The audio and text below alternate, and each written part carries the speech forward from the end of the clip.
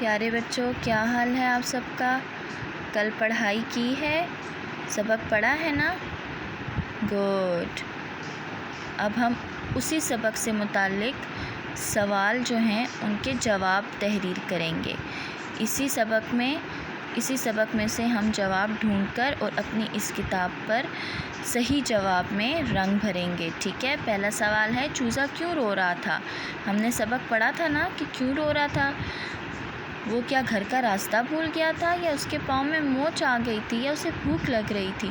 جو بھی صحیح جواب ہوگا اس میں آپ نے رنگ بھرنا ہے۔ دوسرا سوال کیا ہے، وہ کہاں جانا چاہتا ہے؟ باغ میں گھومنے، اپنی امی کے پاس، یا دوستوں کے ساتھ کھیلنے؟ اس میں سے بھی جو صحیح جواب ہوگا آپ نے اس جواب میں رنگ بھرنا ہے، ٹھیک ہے؟ پھر اگلا سوال کیا ہے، اس کی مدد کس نے کی؟ گائے نے، مرغی نے، یا چونٹیوں نے؟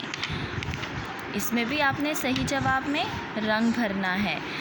چونٹیوں نے چوزے کی مدد کس طرح کی؟ اس کی امی کو بلا کر لائے، اسے پانی پلایا، یا اسے مل جل کر اٹھایا اور گھر لے کر گئے؟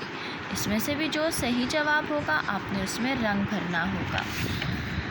اگلا سوال کیا ہے کہ اس کہانی سے ہمیں کیا سبق ملتا ہے؟ ہمیں کیا سبق ملتا ہے کہ دوسروں کی مدد کرنی چاہیے کہ نہیں؟ دوسروں کی مدد نہیں کرنی چاہیے کیا؟ جو بھی صحیح جواب ہوگا آپ نے اس میں رنگ بھرنا ہوگا، ٹھیک ہے؟ اور آخر میں آپ نے یہ سوال حل کرنا ہے کہ آپ اپنے دوستوں کے ساتھ مل جل کر کیا کام کرتے ہو۔ مثلاً آپ کھیلتے ہو دوستوں کے ساتھ، پارٹی کرتے ہو، کھانا کھاتے ہو، خوب انجوائے کرتے ہو۔